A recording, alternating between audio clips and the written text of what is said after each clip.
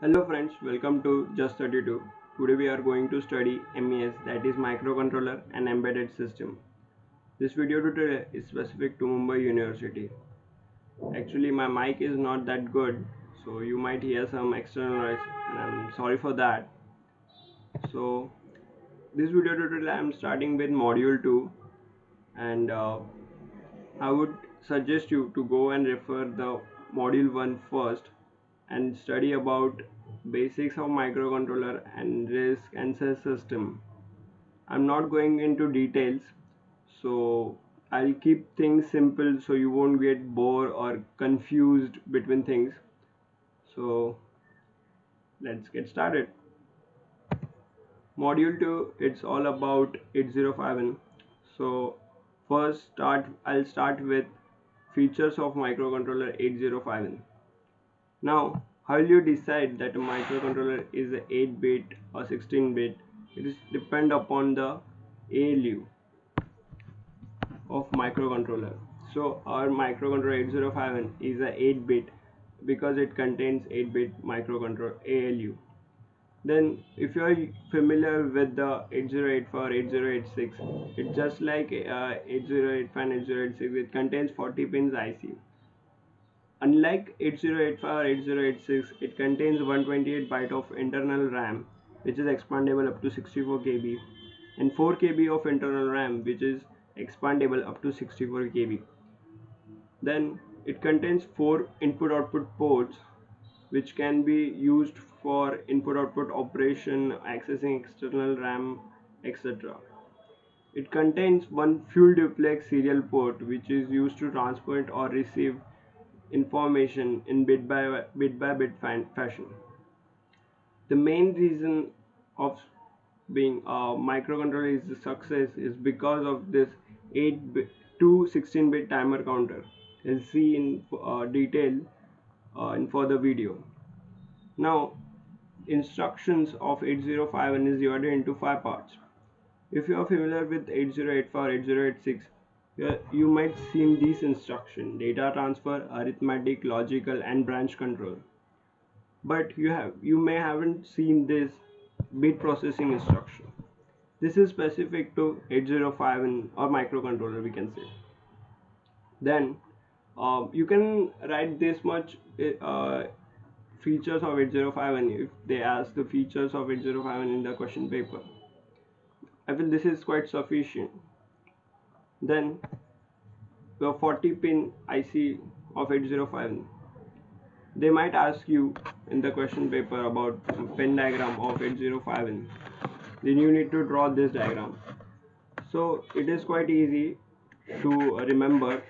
There are 40 pins, so you need to draw 40 pins, 40 lines actually. Then after how you can remember this is there are 4 ports with 8 pins, that is 32. So you just need to draw 30 lines from P0.0 to P0.7 and P1.0 to P1.7. Like that you will complete there are 32 pins. In that remaining 8 pins I'll explain you one by one. And port 3 contains alternate pin function. I'll also discuss it in the further video.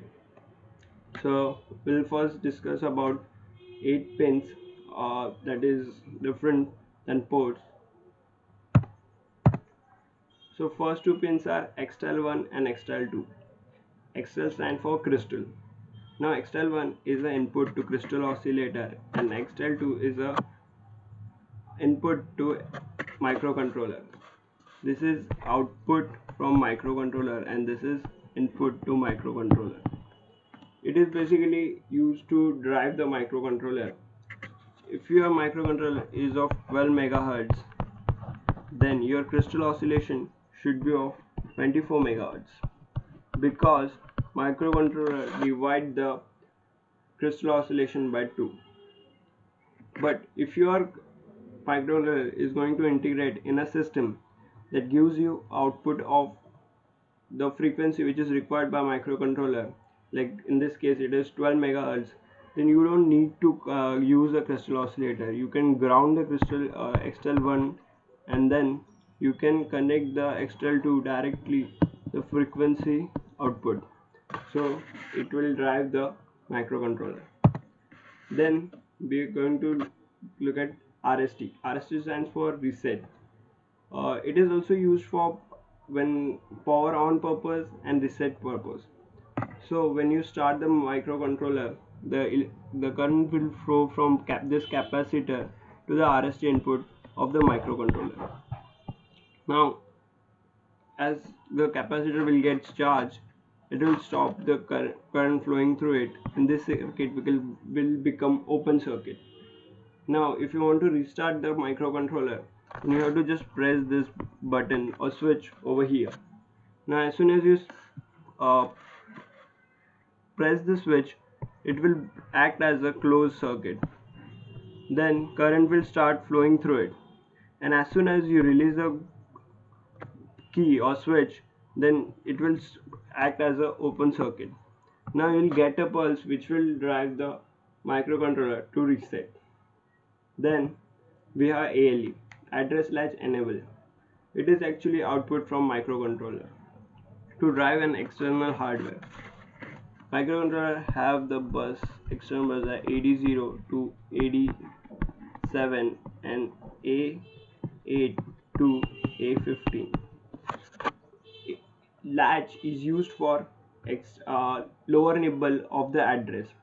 It is output. Then if microcontroller wants to latch this address, then this connected like in this fashion, and it will latch the address in this latch, and you can use the bus for the data transfer. Then we have EA bar. EA stands for external access. This is an active low input.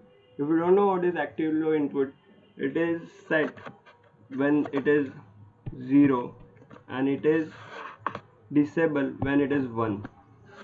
Now if you want to enable or access external RAM, then you have to give the on this input you have to give the 0, and if you don't want to use external RAM, you have to give the 1. Then next is PSEN bar, program store enable. It is also active low input. Sorry for this, it is bar over here. This is used to indicate that the microcontroller is using an external RAM, or right now it's performing operation on an external RAM.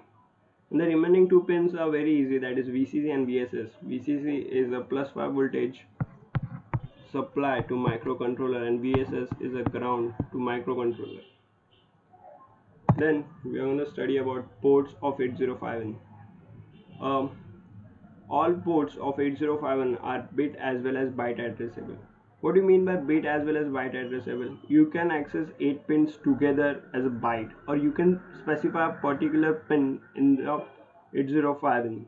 If you want to select a P0 port and the second pin, then you can specify that pin only for programming or a special function. Then port 0 and port 2 are used in expanded mode. They are used for accessing external RAM. They perform port 0 is from AD0 to AD7 and port 2 is from A8 to A15 to access the external RAM. Port 1 doesn't have any expanded function. It will act as a input output port only. But I will clear you that the external access you can do it with 0 and 2, not 0 and 1. Don't get confused between this. Then we have port 3. Port 3 has a alternate function for each pin. Now you have to write port when you will make a pin diagram, then you have to remember that port 3.0 is this, and port 3.7 is this. That is 0, 1, 2, 3, 4, 5, 6 and 7, like that only.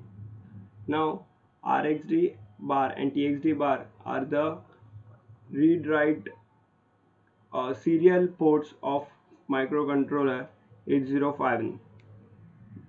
This is used for serial communication.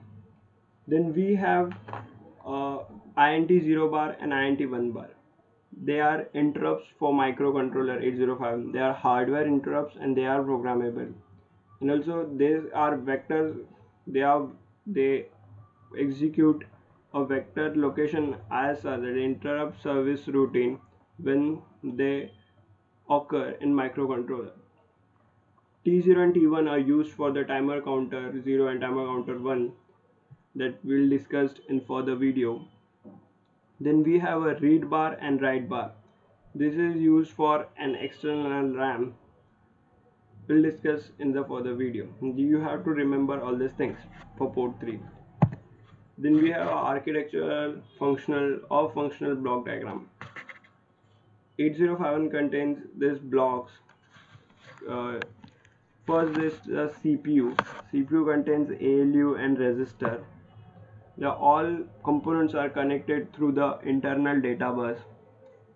And to drive the CPU, we have oscillator and clock generator over here, which will give a crystal oscillator frequency or clocks for the CPU.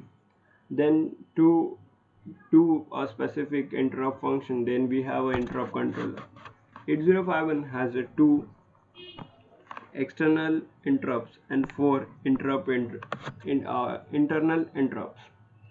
Then across the internal data bus we have 4 KB of ROM, 128 byte of RAM, and timer 0 and timer 1. Timer 0 and timer 1, these are the inputs for the timer 1 and timer 0. Then we have the bus control, that is this is ALE and this is a PSEN bar. Then 4 8-bit IO ports are used for driving the ports. Then we have one serial port over here. This is the architectural block diagram of 8051. Then what these are the contents of CPU, that is over here. It contains a 8-bit ALU as we have discussed earlier. Then a accumulator, that is also known as A resistor. This is also 8-bit, and 8-bit B resistor. They both are used for a specific function, that is multiplication division. We'll discuss when we'll do the programming of 8051. Then we have a stack pointer. Then stack pointer, it is a normal stack pointer. It will point to the empty location. Then we will fill that with the address and then will increment to the next location. Then we have PSW of 8051, that is flags. We can say it as a flag of 8051. Then we have two 16-bit resistors, one program counter and one DPTR. DPTR is a combination of DPL and DPH. We can use them as an individual or combine them and use as a DPTR. DPTR is basically used to access the external RAM or to point the external RAM location. Then we have PSW. PSW contains 8-bit. First is D0 and here is D7.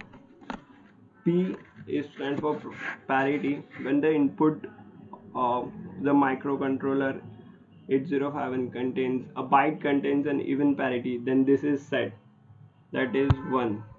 It will set to 1. Then second D1 is not used. Then we have a overflow flag.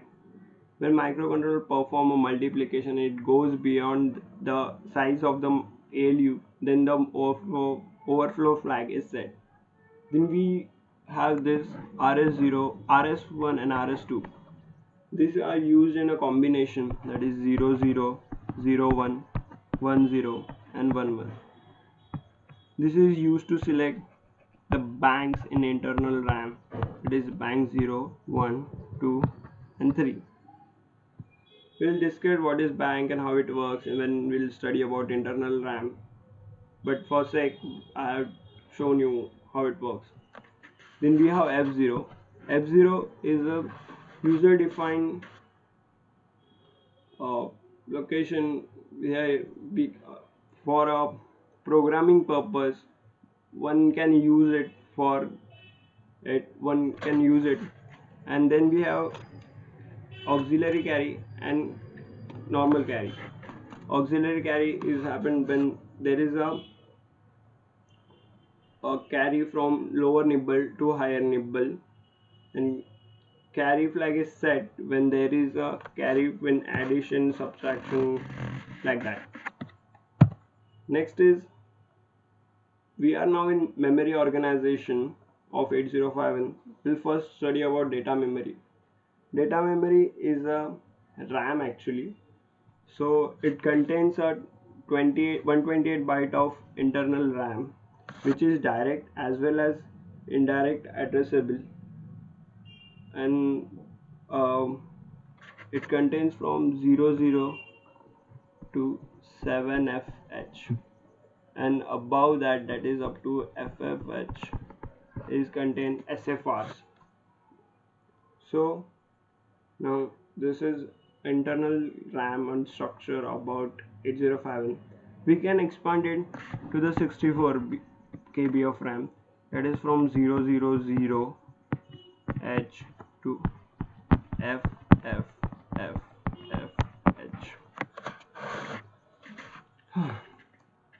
Next is program memory, that is ROM. You can use a 4 KB internal ROM and a 60 KB external ROM. External ROM. If you want to use in that fashion, then you have to make use of EA equal to 1. That is EA bar equal to 1. And if you want to use an external RAM of 4 KB external and 60 KB external, then you have to make use of that EA bar equal to 0. Then we have 120 byte of internal RAM. These are the 4 banks of 8051, that is bank 0, 1, 2 and 3. So each bank contain R0 to R7, 7 byte of information. At a time we can use only one bank, and which we have to select the bank from PSW, that is RS1 and RS2. Then we have this location or memory from 20 to 2FH. Now this memory is bit as well as byte addressable. What do you mean by bit as well as byte addressable? You can change a particular bit in a byte in that location only. Now how microcontroller will come to know that is a bit, we have to change a bit or a byte, because the address of this entire location is same as of this whole internal RAM. So the microcontroller will come to know by the bit processing instruction that the operation to be performed is a bit or a byte. Then above the 30 to 7FH, it's a scratch pad, and it can be used for stack pointer, stack and other purpose. Thank you.